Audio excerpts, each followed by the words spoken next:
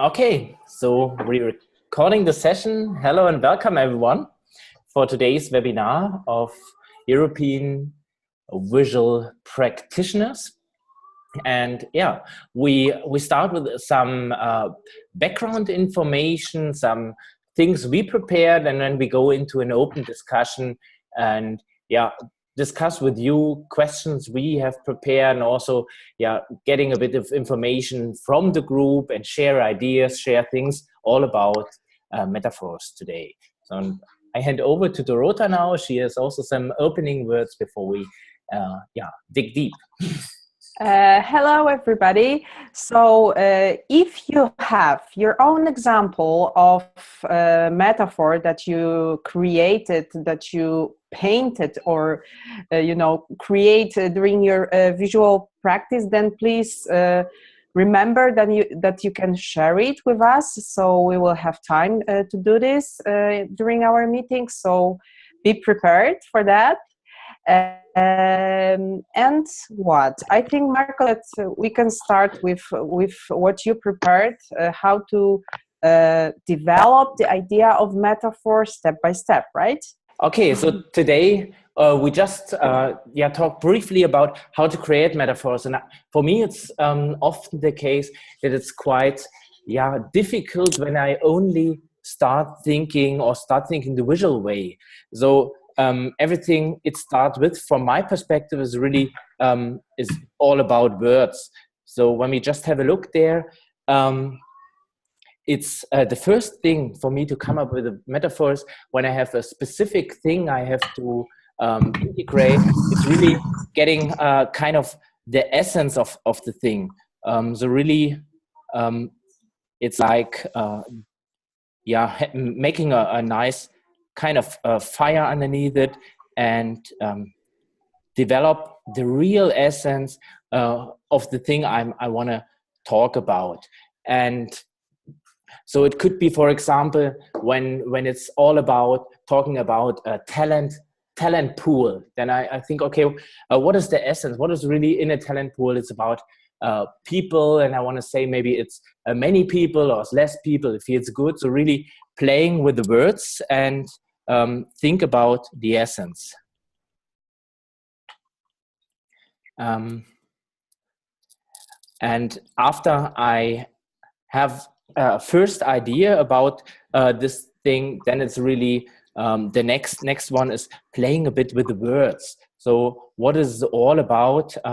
What I'm discussing. For example, in a pool, is it a full pool? How many people do we have? What can be in a pool? It can be water. Maybe there are also sharks in the pool. So really finding words, finding pictures, what is all about this one topic in our example here, the talent pool, and developing the right words around it. And then it's really what I already started, because it's for me, it's somehow mixed together, is really creating pictures. It's all like the picture creating machine, and I start just developing everything that comes into my hand. I make just notes from that, like here this ring, which might help in a pool just to survive. Maybe there's in the pool, there are people in there. Maybe we have a ship in the pool. So also think about strange things. What might be there? And maybe it's a pool bar. So really come up with everything that comes into my mind that has something to do with the talent pool. And then comes the nicest part from my perspective, is really mixing it all up. So combining things together, and you can see it as typical puzzle, but for me, often it makes more sense if I combine things that not directly fit together. For example, let's see what happens if we have in our talent pool, we have maybe cocktails around there, which are bonifications, but then what is about this lemon here? What might be the lemon in a talent pool, the sour thing? Maybe which no one wants to eat. People only want to drink the nice cocktail, but no one wants to eat that one. And so really play with the real world thing and develop your own metaphoric story. And it all started just with having in mind for myself, having in mind that there is a thing full of water, like here, and you have people inside the pool, and they're just having fun. Maybe others are swimming, trying to survive in this talent pool.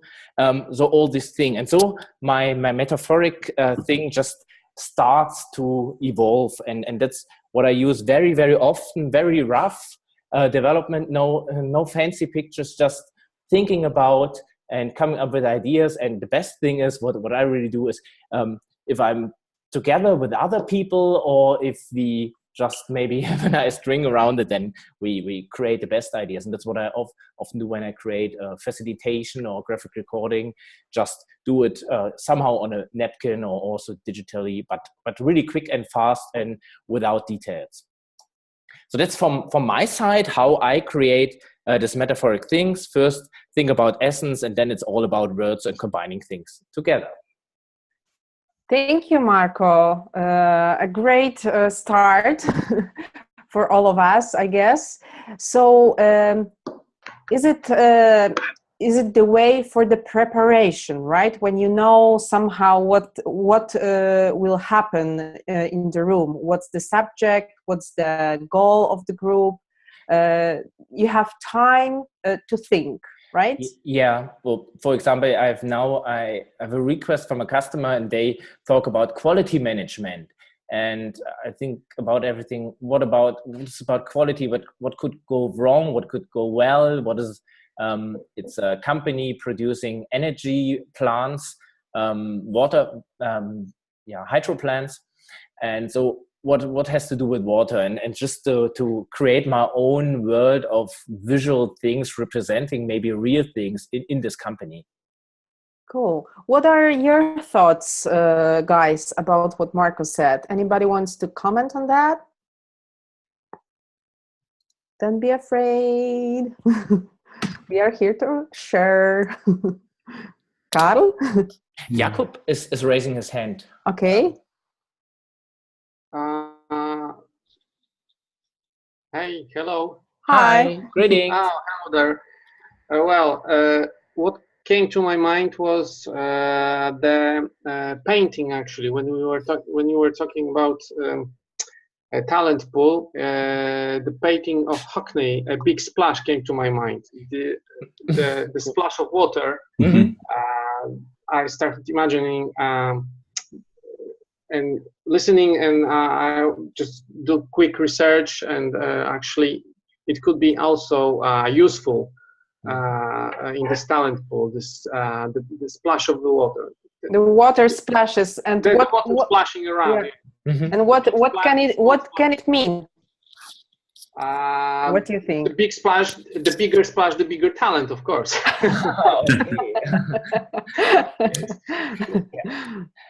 That's good. Just a colleague of mine, so we discussed this talent pool metaphor because it was used by Sandra Schulze, a graphic recorder in Heidelberg, and he came up with that also the idea how to jump into a talent pool, and he came up, I don't know the English word, it's something butt bomb. If you go in with the butt, I have no idea what's the word for it is. But there are people really, having contact with the talent pool that way. Yeah. I liked when you discover step by step how can we use one picture, one word, the talent pool, that there was also a space for those who maybe cannot swim very well, you know. So it shows us how can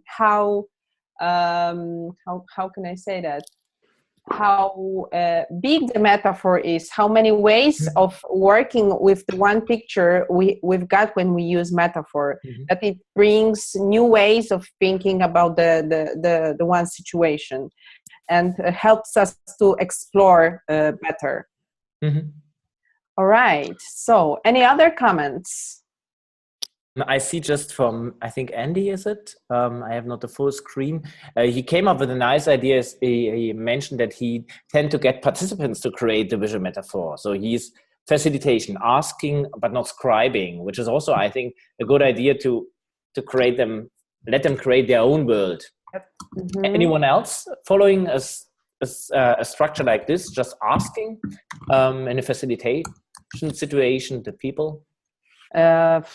From my perspectives, there are many ways of delivering metaphor.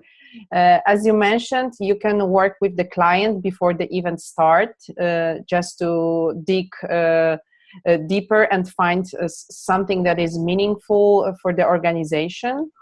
Or obviously, we can invest some time during the meeting to find a metaphor with people. Mm. What is your experience, Carl, about this?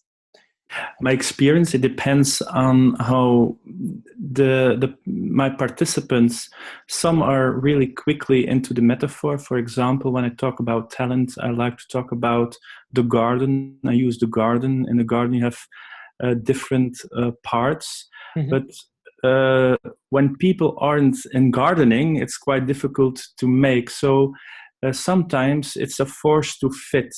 And that's quite interesting. How can you force people in a very, how can you say, force to fit is quite, it's the right word. So we have to force the people to fit in the metaphor of the pool. And some people are quite creative into it because they like gardening, and probably while they're gardening, they make metaphors or associations with their work. So for me, it depends how close is the metaphor into the life of those people. And sometimes it's challenging for people who have the metaphor who is far from them. Voila. When I'm in gardening, I know a lot of gardening, so I can make a lot of associations within my work, for example. Mm-hmm. That's my idea. Yeah. So far or close to my own experience as a participant of the meeting, yes. That's a great perspective, because obviously we can be sure that everybody knows gardening, but it's not true. That's true, and it also is connected to the thing Philip mentioned in the chat, that Rachel Smith is telling a story that this river rafting metaphor is not working in Saudi Arabia, so she had to think about something else, like this camel caravan. So it's also a cultural thing, what to use and what might be okay or understandable for the audience. And I guess it leads us to the questions that we prepared for today. So let me share the screen. Where is that question? When to use a metaphor and when to draw the real thing. I mean, it's not a must to work with metaphors. So what are your experiences? What do you think about it? I like the question, when to use a metaphor and when to draw on the real thing. Once you understand the metaphor in your imagination, it is a real thing. Quite poetic, Carl. It's philosophy, but it's in my experience in more than 10 years as facilitator. What is a metaphor? It's something in your imagination then that you bring in your own reality. So reality is a real thing. So once you're in this, your metaphor is a real thing. So it's a philosophy about the question. What can I say right now? I got it in a way that when we use metaphor, when we decided to use it, it became a kind of object, right? That we can see from different perspectives, turn it, see from up and down, and work with this. So, like a talent pool example. Yeah. And it's also the thing I think Filippo came up with that before. Talent part, how would we represent the talent part metaphorically in my talent pool thing. And when I come up with, for example, we have the profi swimmers, the Olympioniques, and they are the real talents. And then I have in my group people, they do not like the metaphor at all because they see themselves as just belonging to the normal world. Then maybe my metaphor will not work anymore, and I have just to go back in my world, the real thing, which says talent pool as a word, and maybe develop another metaphor for that if it's a facilitation environment. Oh yeah. Any other thoughts about this? Have you ever have this kind of struggle? Should I work on the metaphor or just go write simple things, draw simple symbols, and that's it? But it's also why the metaphor. I call it in creativity, it's a deviation, and making a deviation when you. What do you mean by that? Don't go straight into the subject. Take in Dutch we say it's omleiding. When you're in the road and you can't get to your destiny, and there's a big orange plate that says you have to go to the right, so you are obliged to take another road. And that's the purpose of a metaphor. Let people think in another way to reach a goal. And if a real thing can work, so you can use a real word. So why the metaphor is going to the brain, let people think in another way to reach a certain goal. So for me, before you use a metaphor, you have to be sure to reach a certain goal. Otherwise, you're in out of the box thinking without reaching your goal. So for me, thinking about the purpose is real important.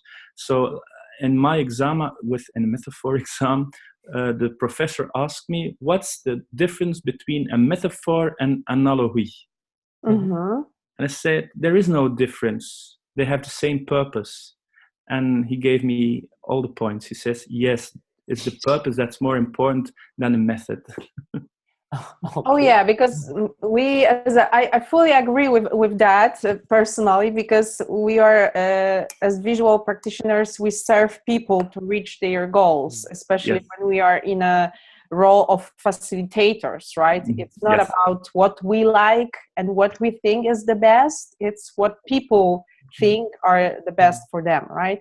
Yes, so that's we are rather asking questions and giving some ideas, but not decide what is the best. It is. Especially, but to be honest, I thought a lot about these metaphors before we started. So it was a kind of preparation. And in facilitation, it works like that. But what about when we are doing the live graphic recording and we are not working with a group so much as in the facilitation process? We are just listening and recording it. And then I feel that sometimes I'm making decision which image should I use, and it's it's my decision. It's not my client decision. So how can we be sure that we are not, by using specific symbols, metaphors, that we are not introducing our understanding of the discussion of the process? You know what I mean? Can I join this conversation? Sure. Hi, Bea. Because I think I had some problems with Mike. So is this okay? Yes. Perfect. I was also thinking about this lately, because as I posted some of the pictures in the group, we've been working for 2 weeks for a client, and it was 14 workshops that were exactly the same, just for different people. And we were then pretty much recording more or less the same conversations, because the flow was the same, and it was kind of very strict in what it was about. And in that context, I kind of tried to listen, what are the words that people are using, and always thought, okay, what kind of metaphor I can put it into, because what they were discussing were the company values, and then how they are supposed to behave and all of these things. And in some groups, the conversations were like, yeah, but it should be the top who's doing that, you know. So the visual itself was actually helping them to be more involved in the conversation, and at the same time, it helped them a little bit more to grasp it in the end, because they're supposed to now to go back to their teams and talk about this with their team people. So what I found very valuable in the end, I was actually the one deciding what the metaphor is going to be, but I always ask the facilitator to provide me with the space to actually comment on it. And then I could see how much actually people could resonate with it, because a lot of them were like nodding the head. It was kind of putting the pieces together for them. So even though I kind of forced the metaphor on them, it still made sense, because I created the metaphor based on the words they were saying. So to give you a concrete example, for example, one of those guys said, well, we're here different teams, but we're working as one fleet together, or is this the right word? So if you have a big group of ships sailing towards the same point, I think it's fleet, right? So they would say, each department is like a single ship, but we're all going to the same direction.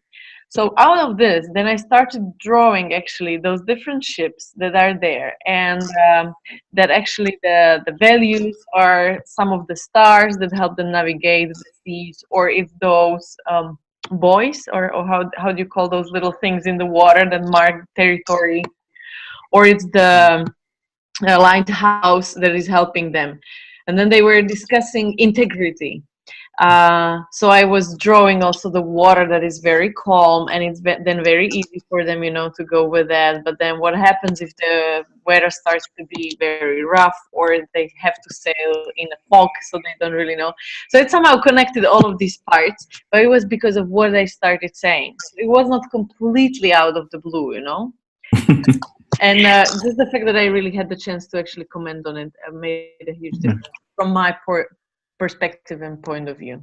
So I think when you decided that you will use this ships and sea and you know, the sea metaphor, let's say, because it was life situation, right? It wasn't planned.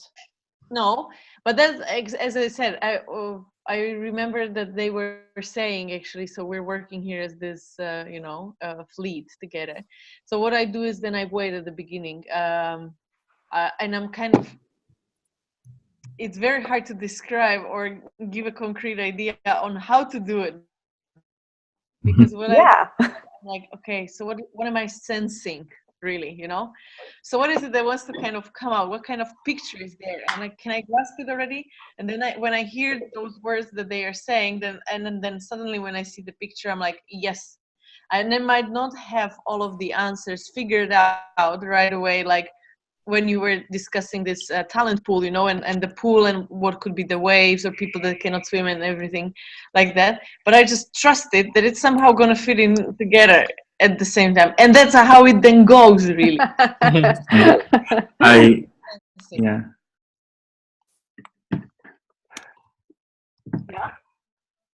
I really like the story Bea told. And what I liked was she said at last, not out of the blue. And immediately I was thinking about the blue ocean. So that was very positive. But I don't know how rich your language or your mother tongue or mother language is. But to train my metaphors, I listen very carefully in daily life. And I think 60% in Dutch is metaphor. Oh, wow. So, yes, I think people talk a lot in metaphors, even when they don't know. So that's the way I train metaphors, is what do they mean with that? Is there a metaphor in what they say? And then that's my training every day, how I use it. But when you're in a big discussion, it means, for example, you have 15 people, every people are talking in their own metaphor. So as a visual note taker or a facilitator, it must be really difficult to manage the different metaphors of the people. You know what I mean? Yes, yes. All metaphors. So I think in a big meeting, once you have to choose as a facilitator, let's use this metaphor. Otherwise, your ocean will be very big to go in. So once you can go very divergent, but at one moment you have to choose. That's the metaphor we're working on. So first of all, think in metaphors. People use a lot of metaphors within very unconscious. And secondly, that's very difficult to manage metaphors. So we have to choose. This is a metaphor we're working on. So that's my remark. So, but I liked Out of the Blue, Bea. It recalls me what you said, Carl. It recalls me a situation from the workshop when people were discussing the situation in their team, and one person said that we need to clean our inner garden. Yes. And I was like, oh, it's nice. Let's listen to this. And then people start using these words, this phrase about cleaning the garden and using different tools, blah, blah, blah. But finally, I recorded the garden and this phrase, cleaning our inner garden, but I haven't decided to organize it, the whole graphic recording, as a garden, because then I saw that it was just a moment, very intense, of using metaphor, but then it was left and they moved to another subject. So it was just a small portion, very colorful, very engaging for them, but it wasn't worth for me to develop it into something bigger. So it is also, as usual in our work, about listening to others, right? Yes. Dorota, we have two participants raising hands. It's Carl. Sure. And Athanasia. So Hi. Hi. You start and then Carl. Okay. Next. First of all, to say that it's really nice to be here and hear all of these things from you. I wanted to comment on Dorota's question. I think I belong there at the graphic recording part, not as much that much at the facilitation, right? So for example, I see that it's really different when you try to facilitate a group to prepare a type of metaphor earlier, as I understand. So in the part of graphic recording, going to a conference or, I don't know, facilitating some groups, as you said, Dorota, the group that was talking about the inner garden, it's like, I think, something of the moment that you catch the inspiration and the words, and then you transfer it to the paper, and it's like partial metaphor, no, on the whole graphic recording. I mainly work like that because I haven't been yet, at least, at the graphic facilitation field. So I guess it's also a matter of experience with visual images, with the things you can combine in your head, and with the things you listen from the people. So as we always listen, no, it's also important that we trust what we listen and we create the images. And I think most of the times it works well, and it won't be that I don't know, people won't judge you maybe in the same way as if you would work in the facilitation field and you would use a certain metaphor for the whole graphic recording. I don't know if I make myself clear. I think it was pretty clear, and also Bianca wrote that I think I'm just reading what Bianca wrote. I think the use of metaphors is really different in recording versus facilitation. In facilitation, we need to stick to one. In recording, we can just play with different smaller pictures. So I guess it's all about it, right? Yes. Thank you.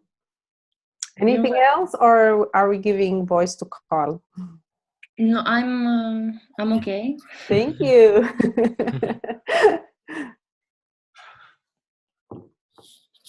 Okay, I lower my hand. Nothing to add at this moment. Okay.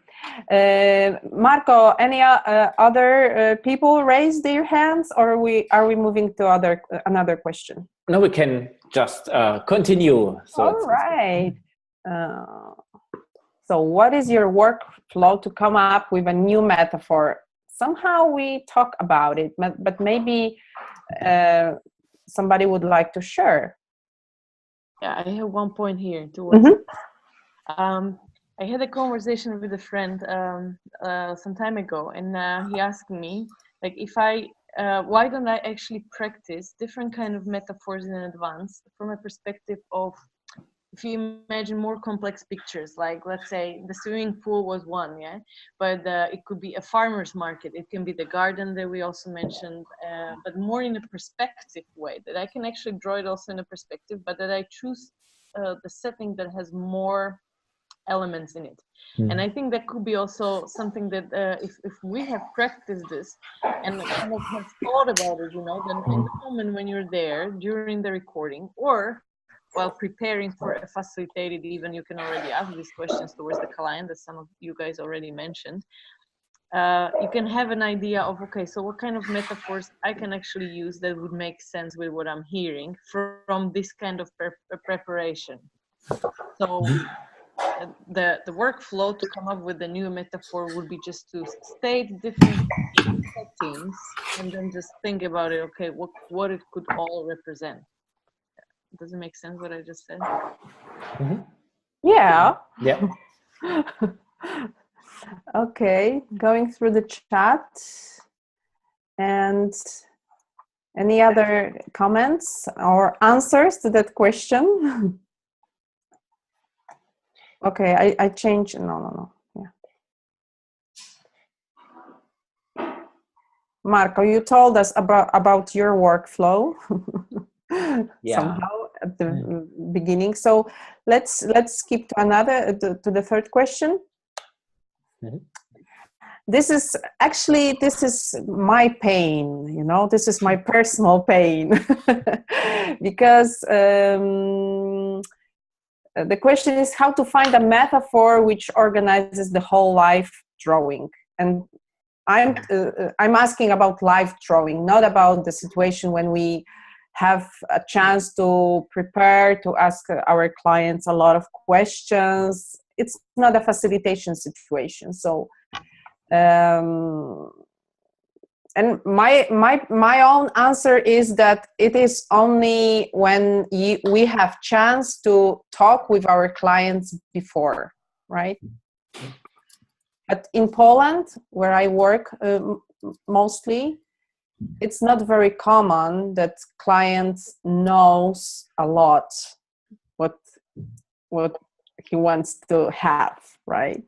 So we are the one who decide how it's gonna look like. What are your situation?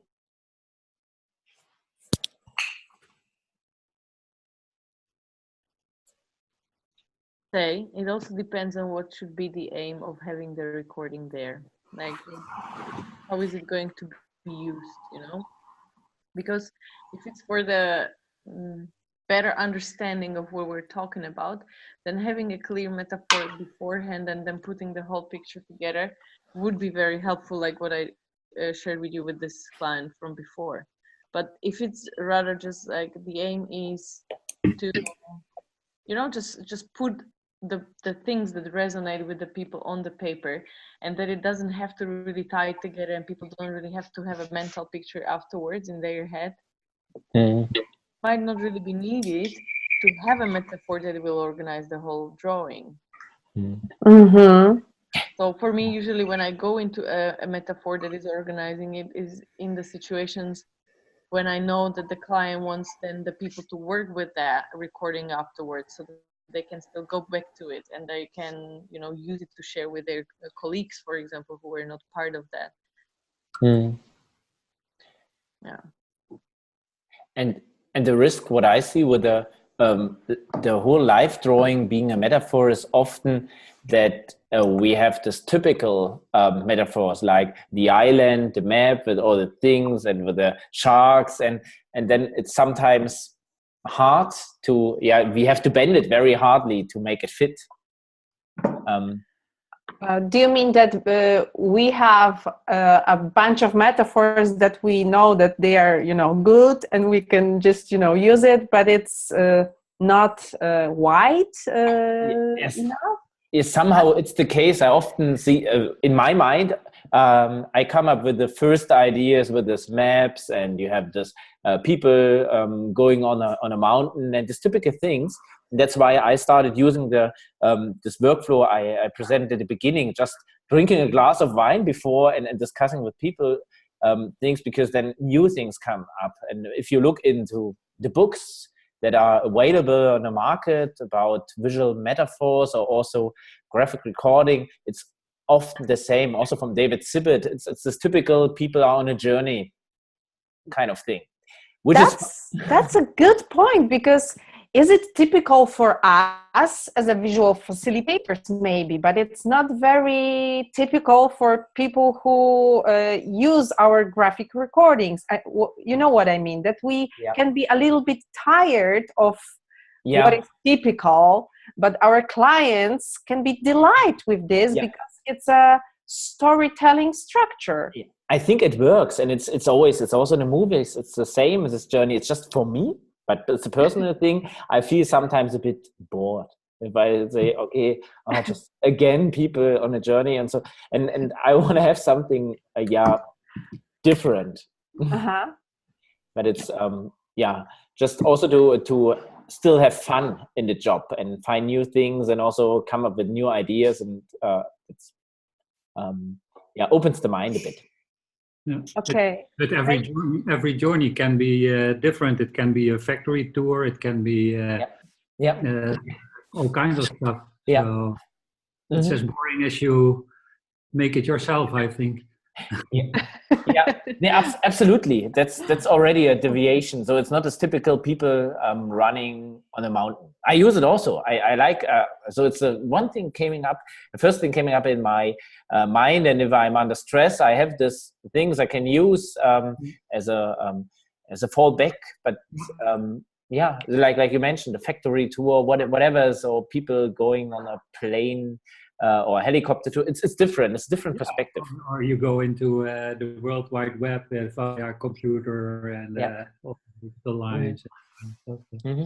But it's, as you say, what basically it's I think about thinking about a lot of situations and training and draw it before, so you can fall back on it and it will grow.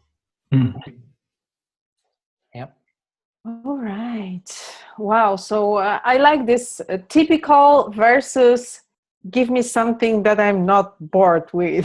Yeah, but you have to admit your no means the opposite of yes. Your no can be a wow for your client.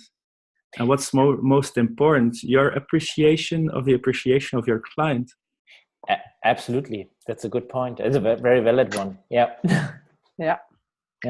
Okay, I'm checking our time. Let's move to our another question. Wow. Yes.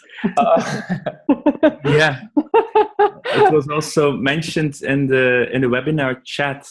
Once you're in a negative metaphor, it can block the process. So mostly when people say, oh, I'm into shit, don't draw a shit. So you have to force to fit to make a positive translation about the negative metaphor. So avoid negative metaphors, and I would work in associations to turn the negative into the positive. And that's a bit of therapy or coaching, but yes. So just to make it 100% clear, what is example of negative metaphor is everything is a battle, or we are at war. as or, Andy wrote, right? So or team is shit. yeah. Absolutely. And I see in chat that Filippo is would like to add something, but is not sure if we can hear him. Hello. So, hello. Perfectly. Hear me? Can you hear me? Yes. Yes. Okay. Yeah. No. Sorry. It's Filippo from Switzerland here. Very happy to be here. It's my first time, and I just wanted to answer still the question before with one example, like when to use a metaphor to organize the whole drawing. I think it depends. Like at least in my case, I've been using metaphor as a background maybe for the whole drawing. For example, one client, it was a workshop, it was a harvesting session. It was like, yeah, we want to participate from different fields. It was at the International Peace Forum, from different fields to collect their knowledge and then to have an output like a working group, something with an added value. And it's a bit like bees. You just mentioned it quickly, but then I based my recording like not the content of the recording themselves, but the elements around it, with bees picking on peace flowers, and the result, this working group, and what came out were in honey jars. So. Wow! Great! Wow! So That's it was nice. like a frame of the picture, right? Exactly. It was the frame and the only content part. Because in the end it was about opportunities of extractive industries for peacemaking. So that's not true with bees or honey, but I used the honey jars as a content for the targets, and I use bees and like taking nectar from bees. So it could be used. That's also, it organized the whole drawing as a background, but it doesn't need to influence directly the content. Okay. I'm taking this. Thank you. I've got also a story to tell about that. Once I was in creative problem solving. It was about efficiency in a team, and one person was saying, "We are working as ants." And then that was a beautiful metaphor, but then I stopped the process because not everybody what means an ant. And then I put them in separate groups. They had to take their smartphone, to go on Google and search what is the reality about ants.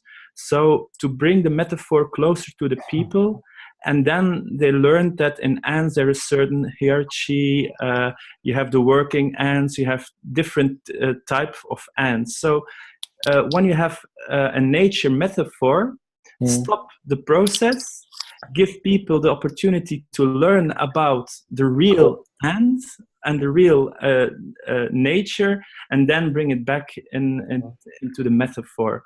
So I stopped the process because it was a beautiful metaphor, but nobody knew something about ants. And we have the best problem-solving case in years. Cool. Oh, wow.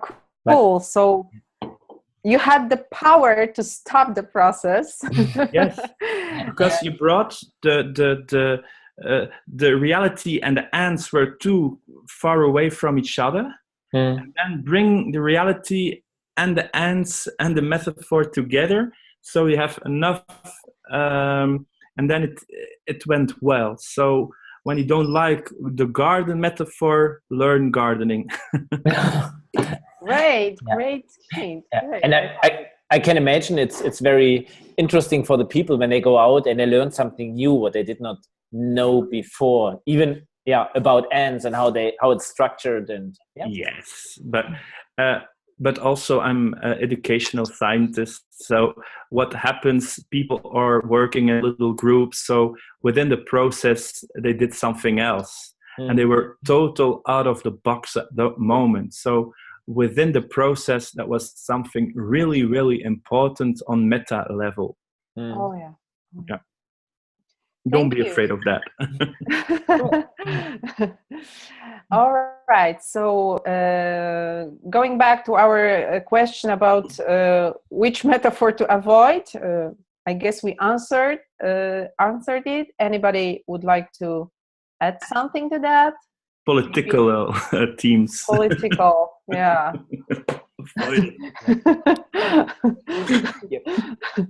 Just one thing, what came up, because we had discussion about that, and we will have another webinar around that topic, is really diversity. How, for example, how to draw handicapped people.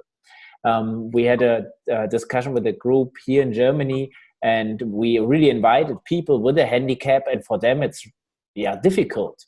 So this typical drawing with the people sitting as this wheelchair. In the wheelchair, yeah. Yeah, but what is if someone has cancer or anything? They are also disabled or handicapped. How to find symbols for that kind of thing? That's quite hard, and to find metaphors and this more difficult space. But we will make another meeting about that, around that topic, because it's something I think we can discuss quite deeply. So great idea to ask, right? If you have this possibility to ask and to work on that with people who knows how it is. Okay. Sensitive topics. It is quite important to use metaphors, actually, because, like, for example, for how to draw someone with cancer, it's difficult, or someone on a wheelchair, but it could be used symbols. Like another example that of something, a metaphor I used throughout the graphic recording. It was about intercultural sensitivity, and I didn't feel comfortable on drawing people of different colors or different shapes. So, but I found it really was quite a thorn in my foot to find something fitting, but it was about different stages of sensitivity, from denial to acceptance. And there was quite a good way, I think, that I found it was to use card symbols, because it was about differences and similarities, and you could use the card seeds like spades, hearts, diamonds, for the differences, but then there are also similarities, which is like the king, the ace, numbers. So and in this way, well, you could differences, and there's also different colors in a way, but there's also similarities, and then I played in the recording with the different card symbols for. It sounds quite powerful, this attitude. How people reacted to that? May I add something to this? I'm working 2 days a week for a company that develops materials for visual handicapped people, and I'm quite active in the social part as well, where I have to record a lot. And I found out that it's no problem to draw somebody in a wheelchair or somebody who's blind. But more the challenge is to translate the discussion, where people call it the idiots or the something like this, that in a positive picture. Because the people really in the discussions, they're really hard, and we're supposed to be, as we said, think in a positive mood, so we cannot say so if you draw something who's blind or in a wheelchair, no problem, depending on the words you use in it to get the message across. I guess that in Marko case, it was also about how to show other disabilities, that that sometimes it's not visible that somebody is disabled, right? And the person still is disabled. So how can we show that if it's not so obvious? In Holland we call it people with a backpack, een rugzakje. Okay. So Okay. if we draw people with a backpack, we know it can be That in something is inside, right? Yeah, to help. Okay. Oh wow, it's metaphor itself. Yeah, it's a metaphor on itself. Yeah. In Germany, they would think about a guy just walking in a forest.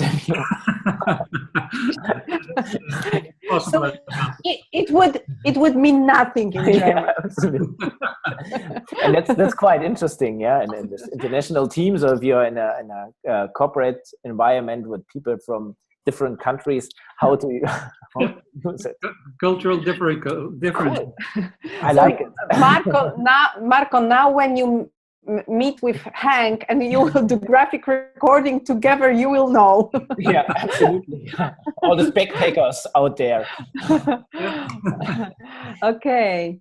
In the meanwhile, we have a very rich chat conversation. So thank you for the links to different resources. I just want to make sure that Marko, can we after webinar can we paste these links in our Facebook group? Absolutely. Is it possible? I have okay, it's a text file automatically. And all right. So we will do it. Great.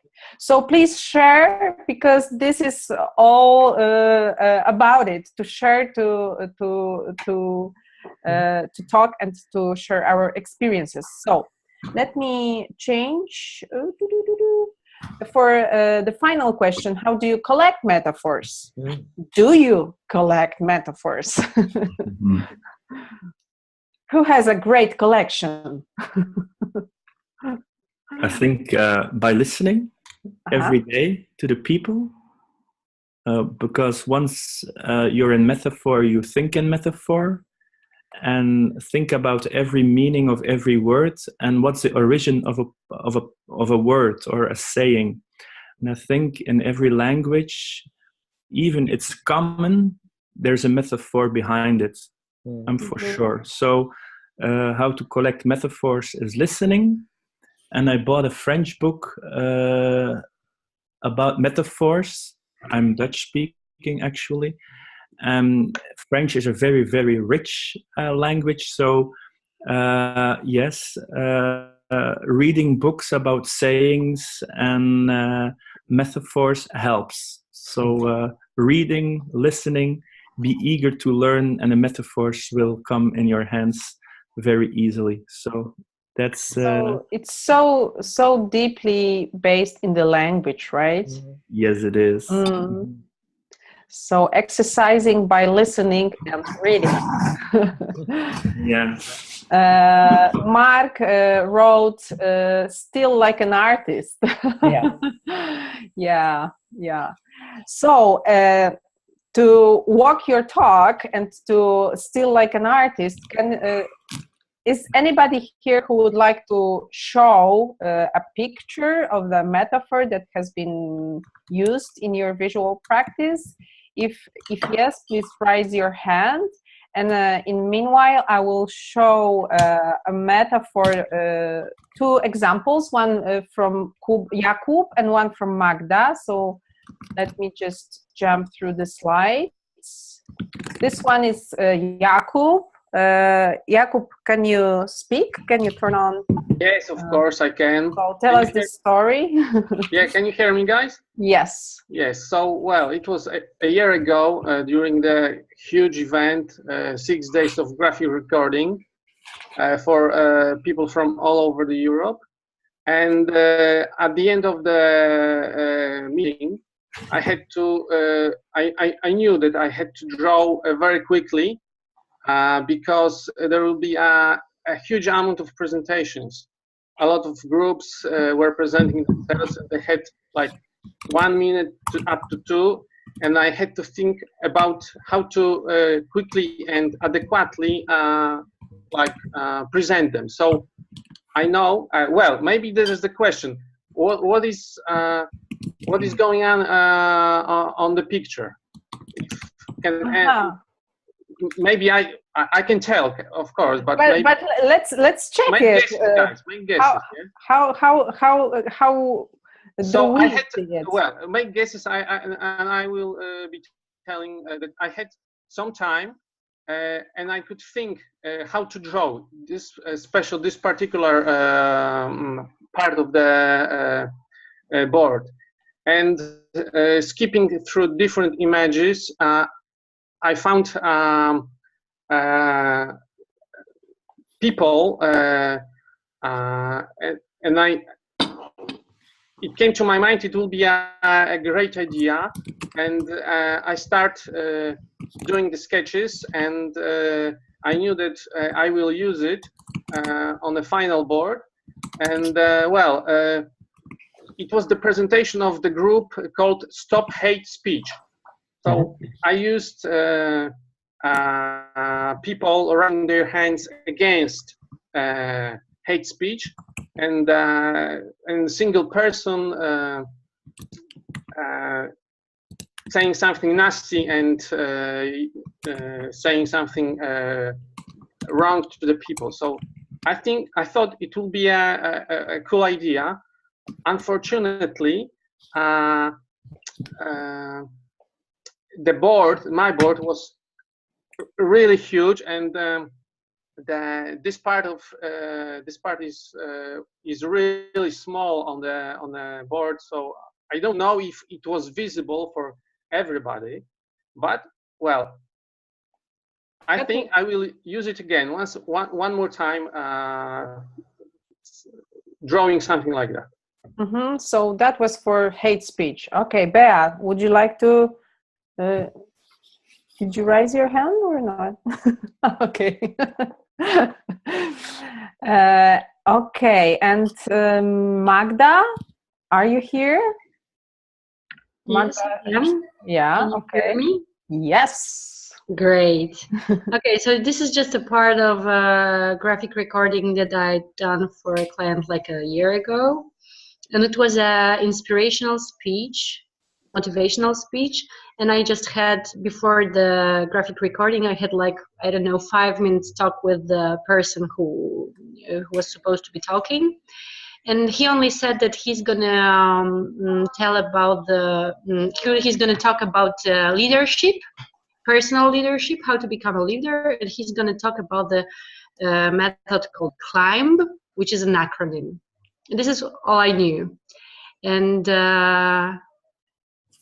so I decided to just have a person who's climbing and carrying all the letters, and that's all. And I think it worked really well, and people understood it well. It was about a personal leadership, so this is why we have, it's not about a company growing, it's about personal leadership. So here we have a single person, and people enjoyed it and understood it. And I really rarely use metaphors, but this time it's actually really worked. Thank you. Great. Okay, now I can share my example, which is this is digital graphic recording for the conversation about artificial intelligence in cultural institutions. And that was tough because the subject itself was quite difficult, and so I was really listening carefully. But and I decided that this time I would like to come up with the one image. So I was thinking the cultural institutions, culture, the whole conversation was about, is it good or not? So it was like to be or not to be. So I finished with the Shakespeare, who is, you know, and this gesture of asking a question, like Hamlet asked this question, to be or not to be, but the skull is not a skull, it's a brain, and it's half artificial, half real. So that was my metaphor, and this is the metaphor that I'm really proud of, and people really loved that because it was like in a this example of bees and honey, and it was rather a frame, but also it was quite meaningful itself. So that's why I decided to show it to you. And another one that I'm really proud of, that was a crop company. So this is why we see the nature elements. And they were discussing their marketing strategy. And as we all know, the marketing is very complex thing right now. So they were saying that we are doing everything we can to catch the client. So this is why we have the web. But I didn't want to draw a spider, because then I felt that it would be rather negative metaphor. So I showed that web as a marketing tools, but the client is a butterfly that sits in front of the whole spider web and thinks that, oh, am I right in the middle or not yet? So I was playing with that, and now after our discussion, I know that I was trying to avoid the negative metaphor, so that's why I developed that one. So this is what I wanted to share. Any other people who would like to share their screen to show some examples from your practice?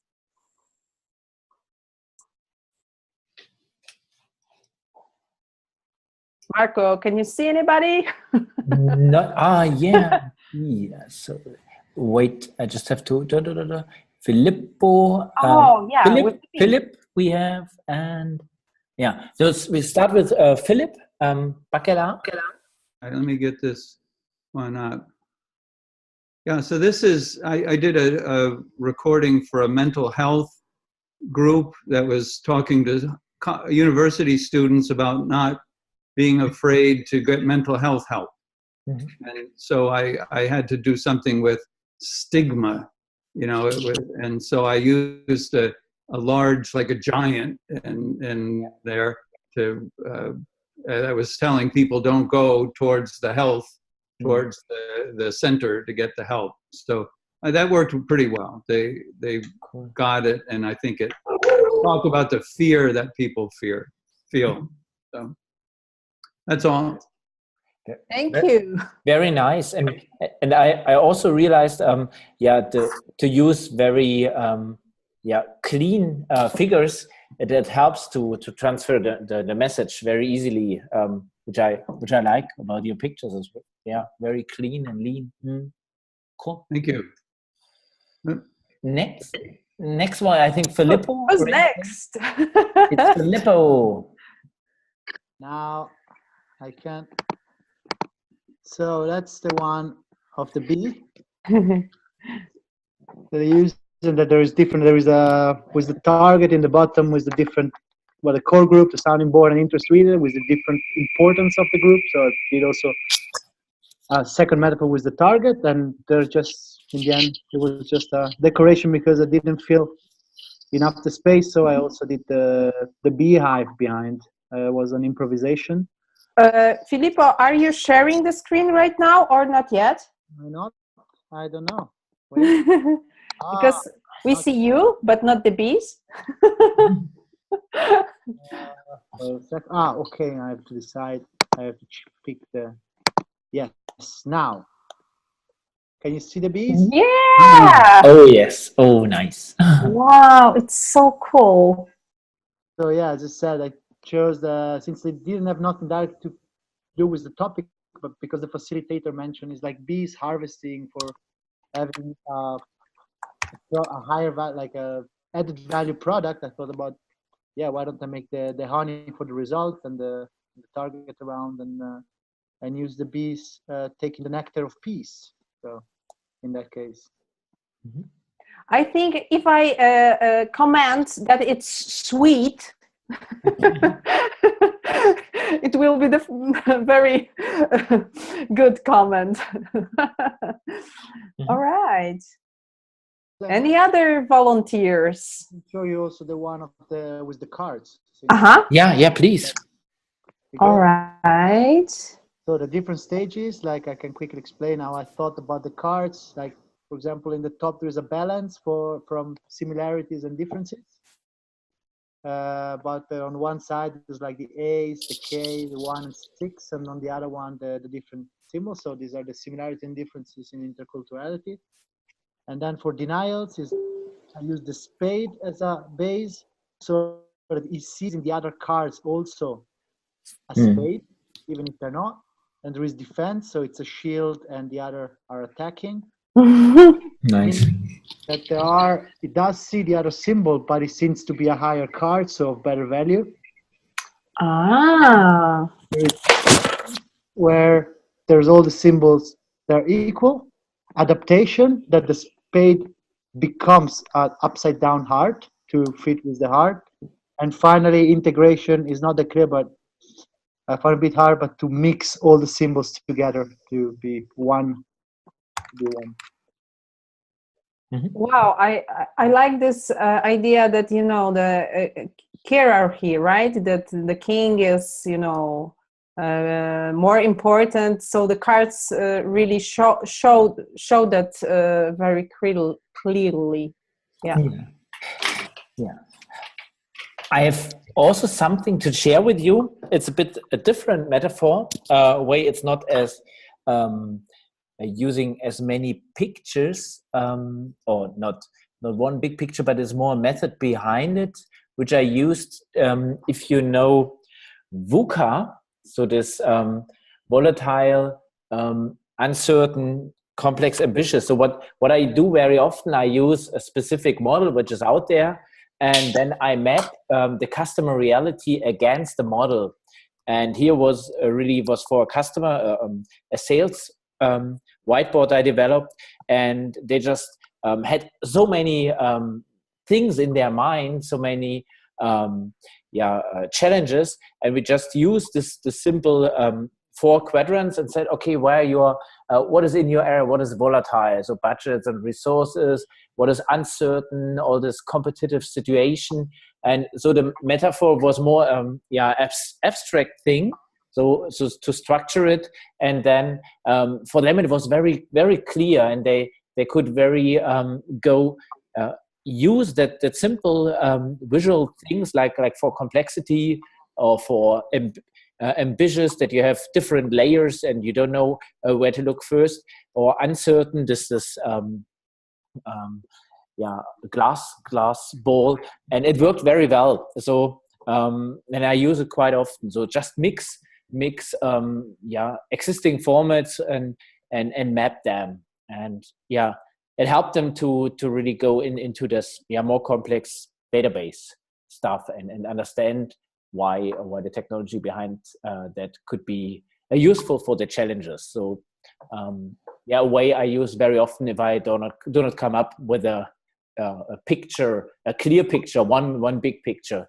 So just a abstract concept then to map that. Great. So it organizes the discussion and the thinking, right? Yeah, absolutely, and it works. And usually they people love it because their way of thinking, and then I can come up with any metaphor within a quadrant or world they know. So they know, okay, everything is volatile. What does it mean? The stock exchange, and what does it mean when we transfer that to their world of databases, for example. Thank you.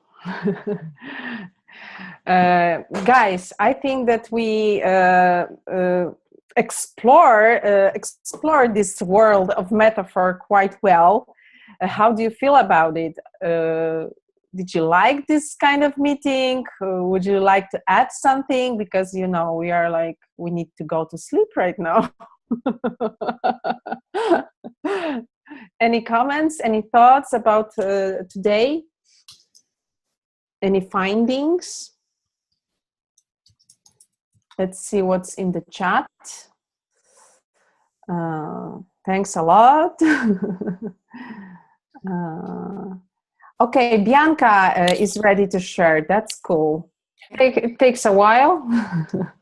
So it's a green. Okay, I selected Okay, you have the camera. both words. Okay. Nice. Okay, they are both from graphic recording, so not from graphic facilitation. And in this case, I thought about it in advance because it's also connected to the name of the company. So the company is Mindshare. So I built everything around this concept of mind, ideas, emergence, and I had some doubts about using the bulbs because it's too much used, too much. I think it loses a bit of meaning because you see it everywhere. But actually, I think it serves the scope in this image. So what happened? It was a session of 4 hours where Mindshare invited two influencers and very, very well-known people in social work in Romania. Okay, one is an architect, and the other one used to be a youth delegate in that specific year. And they came and they responded to some questions, and then they helped the Mindshare team to inspire them about coming with great ideas for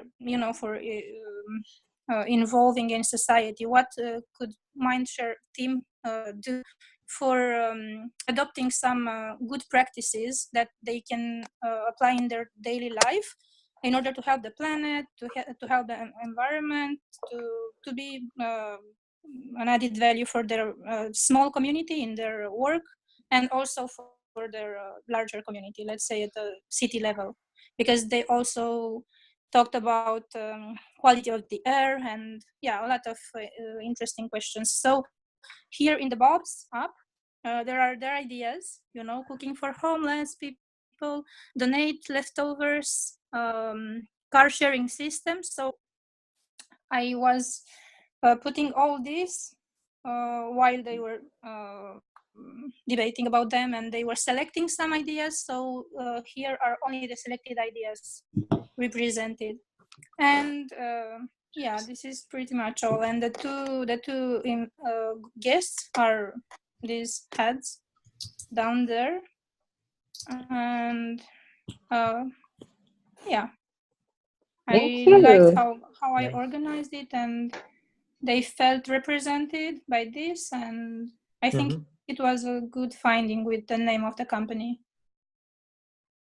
Thank you. So we have a conversation, we have ideas that came out of it. So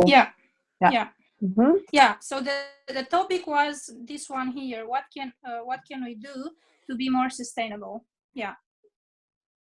And in the right and in the left parts of the heads, so of the people represented here, are what are the interests of each of them, or what they were doing in that time. So the youth delegate was working about Millennium Development Goals and sustainable goals at that moment. So vision of humanity. He was just arrived from a UN very large meeting in the States at that moment. And in the right side, there are some things and some projects of the other guy, the architect, that is building,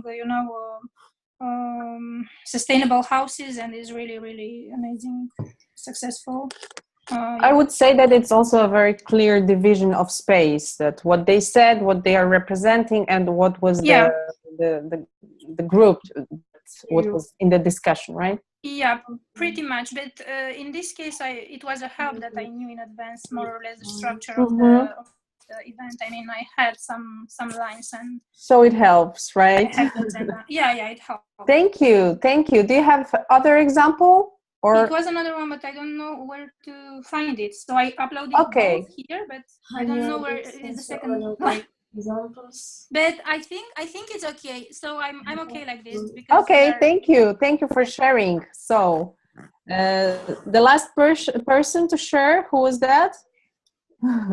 It was Andy. It's just we have to close the recording. So Okay. I'd say we say officially goodbye just for the video recording. So thank you. Just wave your hand and then I stop here and yeah, see you after. So I know we are not recording right now, but it's not top secret what I'm gonna to say. Our next meeting is next month, so please find the information in our Facebook group. So it's gonna be about pricing, so I guess it's quite interesting, as much as metaphors. And now thank you for the meeting and giving the voice and the screen to Andy. See you soon.